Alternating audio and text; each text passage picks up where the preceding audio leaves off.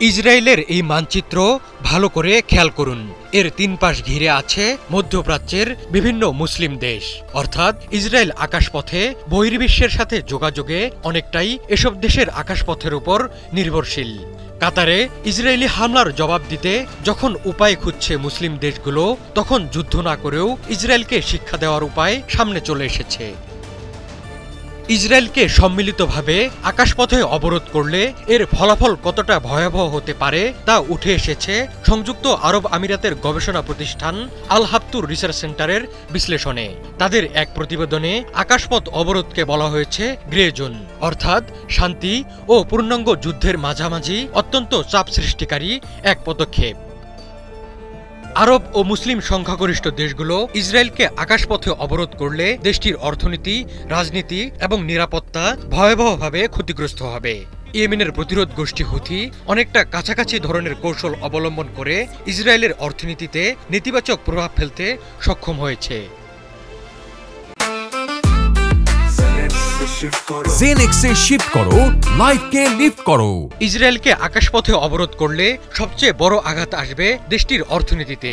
অবরোধের ফলে ইসরায়েলের জিডিপি 7.8 থেকে 5.7% পর্যন্ত কমে যেতে পারে, যা দেশটিকে মন্দার মুখে ঠেলে দিবে। বৃদ্ধি পাবে বিমানের খরচ। পূর্ব ও দক্ষিণমুখী ফ্লাইট বন্ধ হয়ে যাওয়ায় ইসরায়েলের বিমান সংস্থাগুলোকে বিকল্প পথে উড়তে হবে। এতে প্রতিটি ফ্লাইটের সময় 4 থেকে 6 ঘন্টা বাড়বে। তখন প্রতি ফ্লাইটে অতিরিক্ত $30,000 থেকে $60,000 পর্যন্ত খরচ হতে পারে। অবরোধ কার্যকর হলে ইসরায়েলের বিমান সংস্থার আয় হ্রাস পাবে। ইসরায়েলের প্রধান বিমান সংস্থা এল আল এর আয় 60 থেকে 75% পর্যন্ত কমে যেতে পারে। ধস নামবে ইসরায়েলের পর্যটন শিল্পে। এছাড়া হীরা এবং চিকিৎসা সরঞ্জামের মতো উচ্চ মূল্যের ও সময় সংবেদনশীল পণ্যের রপ্তানি মারাত্মকভাবে ব্যাহত হবে। এমন পরিস্থিতিতে অনেক আন্তর্জাতিক চুক্তিও বাতিল হতে পারে। সেই সাথে ইসরায়েল ভিত্তিক গবেষণা ও উন্নয়ন কার্যক্রম অন্যত্র সরে যেতে পারে।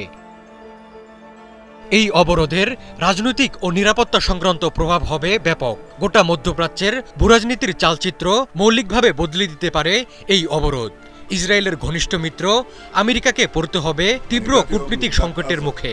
ওয়াশিংটনকে তখন হয় ইসরায়েলকে সমর্থন করা, নয়তো আরব দেশগুলোর সঙ্গে অংশীদারিত্ব বজায় রাখা। দুটির মধ্যে যে কোনো একটিকে বেছে নিতে হবে।